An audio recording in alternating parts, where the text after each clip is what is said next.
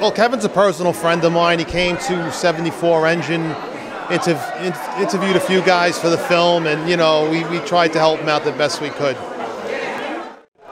My firehouse is 74 Engine on the Upper West Side of Manhattan, between Columbus and Amsterdam, West 83rd Street. Well, 9/11 in New York it's very big. It's a very emotional day for New Yorkers. I mean, it affected everyone.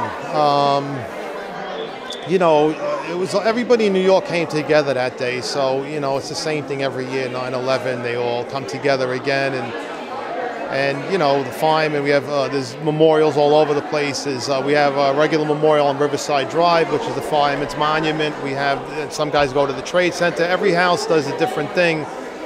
Although listen, there's always going to be a concern. First responders is a little different. You're always concerned with what may happen. It's New York City. I mean, we're a prime target, probably arguably the #1 target in the world for terrorism. But, New Yorkers are resilient. They're brave, and, people are moving into the new Freedom Tower. So I don't really see anybody changing their life.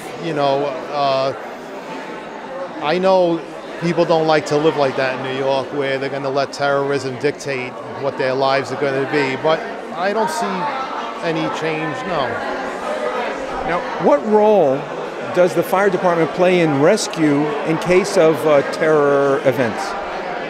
Oh, well, we're thoroughly trained to handle anything now. I mean, after 9/11, we went to a lot of retraining. We have decontamination units. We have hazmat training in the event of any kind of bombs or biochemical attacks or anything of that nature.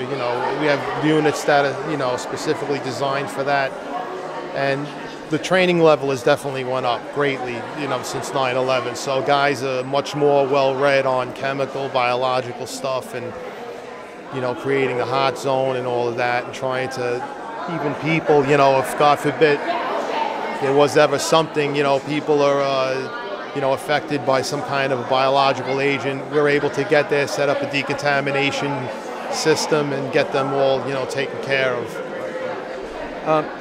Is there any collaboration or cross-training with any of the Israeli fire and rescue, the Jerusalem people who have to deal with counterterror? There is cross-training, although, I mean, I'm not part of it. I don't know what goes on in the training center, but from time to time, we go out for tactical training, and a lot of times we do see, could be federal agents, could be guys from another state, even guys from another country, but that's all done in the confines of the training facility on Randall's Island. So there are, I know, many municipalities, because we have state-of-the-art, stuff, so they come here to learn, and as well as some of our hazmat firemen go to other states as well, to sit in on, for training sessions. What do you like about this movie, keeping the message, the legacy of 9/11 alive? What do you like about this movie for doing that? I like the movie. It's uplifting. Like Kevin said, you don't see the buildings coming down. You don't see any graphic stuff,